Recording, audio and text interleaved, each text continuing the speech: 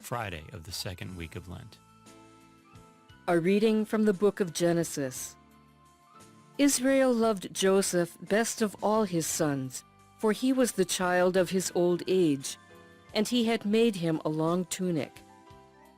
When his brothers saw that their father loved him best of all his sons, they hated him so much that they would not even greet him.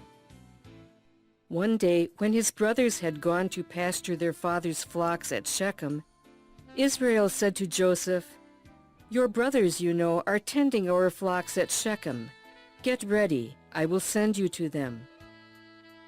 So Joseph went after his brothers and caught up with them in Dothan. They noticed him from a distance, and before he came up to them, they plotted to kill him.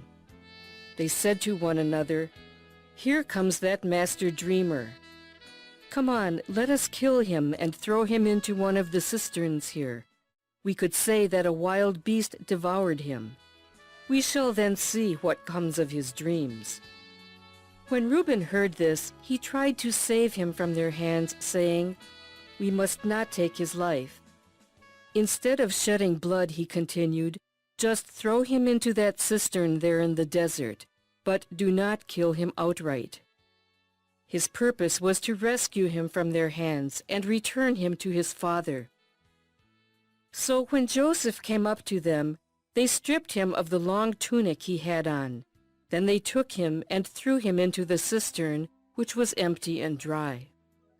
They then sat down to their meal. Looking up, they saw a caravan of Ishmaelites coming from Gilead, their camels laden with gum, balm, and resin, to be taken down to Egypt. Judah said to his brothers, "What is to be gained by killing our brother and concealing his blood? Rather, let us sell him to these Ishmaelites, instead of doing away with him ourselves. After all, he is our brother, our own flesh." His brothers agreed. They sold Joseph to the Ishmaelites for 20 pieces of silver. The word of the Lord. The response is, "Remember the marvels the Lord has done." When the Lord called down a famine on the land and ruined the crop that sustained them, he sent a man before them, Joseph, sold as a slave. Remember the marvels the Lord has done. They had weighed him down with fetters, and he was bound with chains, till his prediction came to pass, and the word of the Lord proved him true. Remember the marvels the Lord has done. The king sent and released him. The ruler of the people set him free. He made him lord of his house and ruler of all his possessions. Remember the marvels the Lord has done. A reading from the Holy Gospel according to Matthew. Jesus said to the chief priests and the elders of the people, "Hear another parable. There was a landowner who planted a vineyard, put a hedge around it, dug a winepress in it, and built a tower. Then he leased it to tenants and went on a journey.